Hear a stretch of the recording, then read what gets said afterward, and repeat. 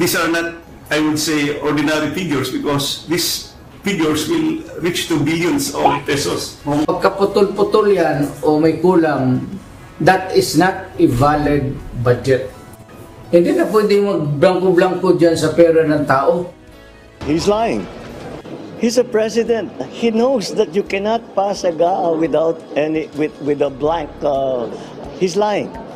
Sino ang nagpuno ng mga blankong ito?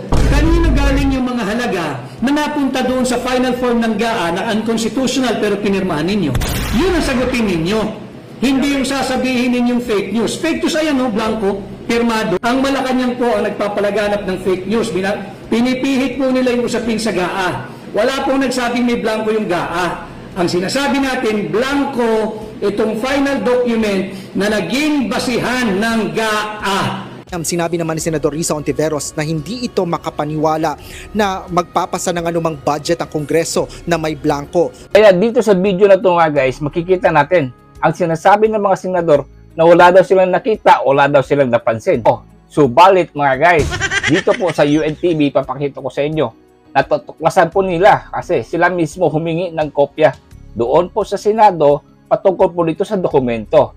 At nang nakuha nila mga guys, eto ang nadiskubre nila. Let's go, UNTV! Ayon kay Senador Gatchalian, hindi maaaring may blanco sa BICAM report dahil kung hindi, ay hindi rin magbabalanse ang budget. Naniniwala rin ang mababatas na hindi pipirma ang chairman sa BICAM kung may blanco dito. Isa si Gatchalian sa miyembro ng BICAM at pumirma sa BICAM report. Ngunit paliwanag nito, depende sa pumipirma kung gusto nitong lagdaan ang bawat pahina ng naturang dokumento. Sa isang panayam, sinabi naman ni Senador Risa Hontiveros na hindi ito makapaniwala na magpapasa ng anumang budget ang Kongreso na may blanco. Taon-taon niya ay tinatapos ng Kongreso ang trabaho nito para magpasa ng budget. Ngunit yan ang sinabi mo, Hontiveros. Itong si Hontiveros, diba? Bumisita doon sa Cebu, na kinansawan at sinagawa ng mga Duterte. Yan ang sinasabi mo, Sabi niya mga guys, hindi daw siya makapaniwala na meron. Panoorin natin to. Patuloy tayo. Palagay ni Hontiveros ay natapos nila ang kanilang trabaho. Kaya hindi ito naniniwala sa sinasabi ni Duterte. Ayaw mo maniwala. Igual naman si Davao City 3rd District Representative Isidro Ungab sa pahayag ni Pangulong Ferdinand Marcos Jr. Ayon sa mambabatas, dahil sa kanilang tungkulin at pagsunod sa diwa ng transparency and accountability, kaya nila ibinunyag ang pinirmahang BICAM report na may mga blankong items.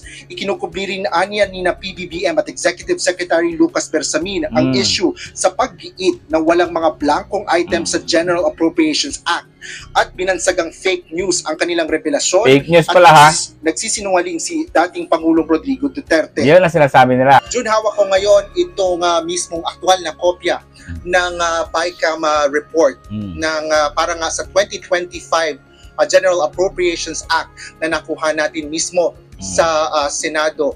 Mula yan sa brief o sa Public Relations and Information Bureau ng Senado. At ito ay hindi naman makikita sa website ng Senado. Wala yan sa website kasi iba yung DBM na sinasabi ni Pangulo.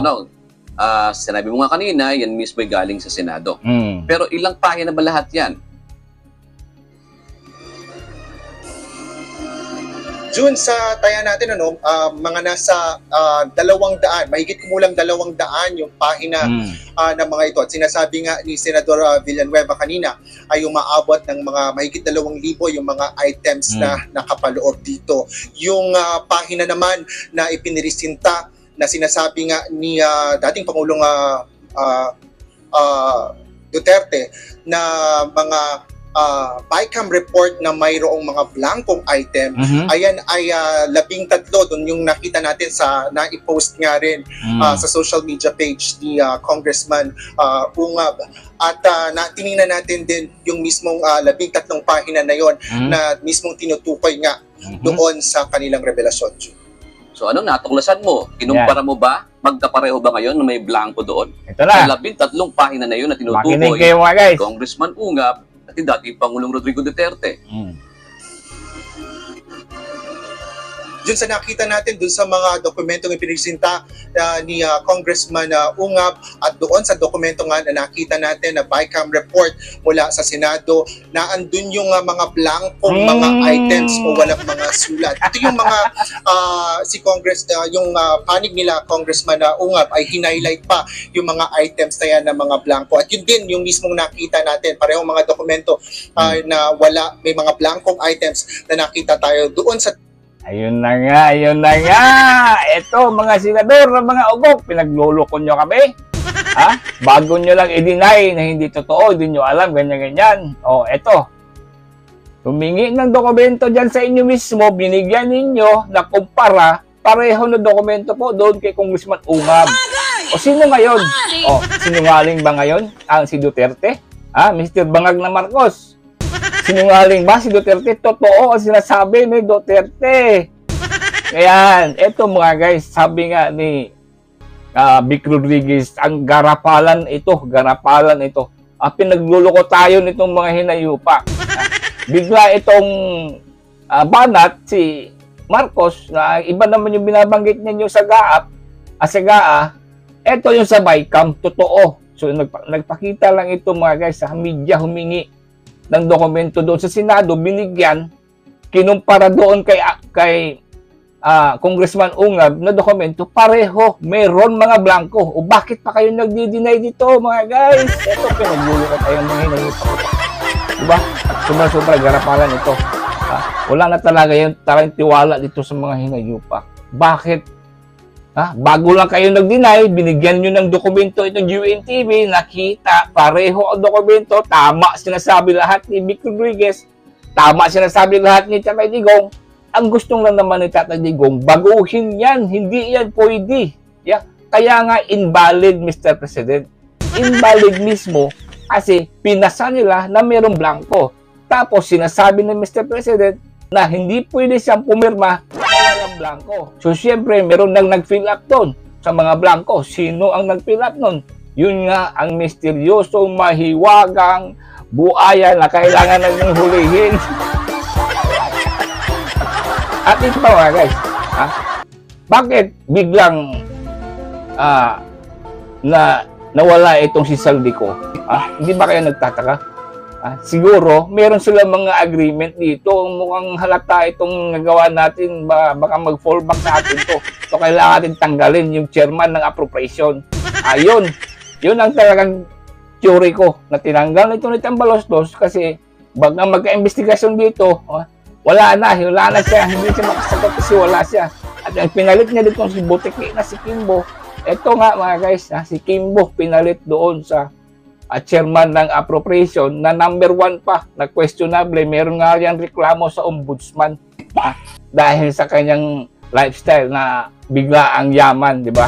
Questionable, nilagay siya ngayon mismo si Kimbo mga guys ang nagbantay sa kabanitan ng bayan. Malaking buhaya din yan. Huwag natin kalimutan yan. Saka balik tayo dito sa dokumento. Ngayon, Mr. Marcos, ngayon mga alipures ni Bangag, wala talaga kayo palusot kayo, huling-huli kayo dito sa media. Itong media ngayon humingi ng dokumento, patuloy tayo Dokumento nang galing naman sa Senado. Yan, galing Senado. Yung sinasure ni Senator Sherwin Gatchalian at Senator Joel Villanueva kanina na hindi nila nakita. Paano yan? Tinanong mo ba kung kailan yun? Hindi ba nila nung lumabas ng balita na ito, hindi ba nila ni-review? Kung kasi may kopya naman dyan sa Senado, di ba? Kailan nila kailan nila nakita iyon? Hindi na nga. June, hindi nila kinumpirma yung detalye na yan. Bagaman na una na rin sinasabi ng mga senador na pagdating nila doon sa pagpipirma nga ng BICAM report ay naibigay na lang sa kanila yung kopya. Itong araw din na yon ay pumirma sila. Kaya bagaman sinasabi nga nila, sinasabi ni Senador Sherwin Gatchalian na ito ay kanila namang na-review ng kanilang mga team at gayon din si Senador Villanueva. Paano yan? Sinasabi niyong ni-review nyo. Pero yung dokumento binigay nyo, yun nga, meron nga blank item. O, di ba? Ayun na nga mga guys, ito, ibang klase na ito. Ibang klase na ito. This is first time. First time. Alam natin kung sino ang nasa likod nito, malamang walang iba. Yung hari nila dyan. Kasi sabi nga sa batas lahat ng appropriation, kailangan it remains solely doon sa Kongreso. Kongreso lang po ang may karapatan gumalaw dyan sa mga numbers na yan. Sabi nga ni Vic Rodriguez. Kaya kung pumasa yan na blanco, ito nga sinasabi ni Vic Rodriguez, sinong next chamber na mahiwagang chamber na biglang nag-fill up dyan at saka dumating doon kay Bangag, tsaka nga niya napirmahan. Mayroon na fill up. Ibang klase ito. Ibang klaseng ito na mga guys, no? Hirap. Tinutulunggis tayo harap-harapan. Ang daming ebidensya. Dami. Mismo galing sa Senado. Ito pa nga si Amy mismo, di ba? Yung December 18 na privilege speech niya. Sabi nga niya, ayaw kong pipirma dyan. Putol-putol. May mga blanco. Bakit ko pirmahan yan? Nanawagan pa nga siya na ibalik yan. Kaya dito mga guys, hayagan ng ebidensya. Mismo sila nagbigay. Itong Senado. At totoo nga. Yun nga, kanila nga sinasabi nga na ni-review nila ito at wala nga silang nakita anong na klaseng mga review ang ginawa nyo? Items. Asher, may pirma ba yan yung nakuha mo ng mga senador? Yan pa. Pirma. Siyempre, pirmado ng mga senador yan. Yes, yun. Yung mga nakuha nating BICAM report ay pirmado. May mga pirma yan ng mga senador, yung mga particular yan ng mga BICAM members mula sa mababa at mataas na kapulungan ng Kongreso, both sa House of Representatives at sa Senate. Yun na nga mga guys, sino ngayon ang nagsisinungaling, halatang halata ang nagsisinungaling, itong senador at saka itong mga congressman. Kasi mismo, dokumento galing sa kanila, pareho kay Congressman Ungab. O sino ngayon ang pinagluloko natin? Pinagluloko nyo? Ay nako mga guys, nakaka-high-blood ito. Ayaw ko sana mag-react na issue nito kasi sinubaybayan ko lang, pinapakinggan ko lang. Ngayon, lumabas ito. Itong dokumento galing mismo sa Senado. This is really the proof na totoo sinasabi ni Tatay Digong. Itong Bangag, nagpataka lang, sabi nga sa Bisaya, nagpataka. Kaya mabuhay po kay Vic Rodriguez. Butal tayo dyan. No? Number 1 natin yung Marcoleta, Vic Rodriguez, lahat ng mga tauhan ni Tatay Digong. Kaya nga, ito, huling-huli ng mga anomalyan nila dito sa budget, mga guys. Ito Bangag, budol na budol. Ito pang ibang media, pinapalabas pa nila na parang nagsisinungaling si Tatay Digong. Ito na ebidensya mismo, mga gonggong. Alright, thank you for watching mga guys. And again, mabuhay kayong lahat dyan. God bless.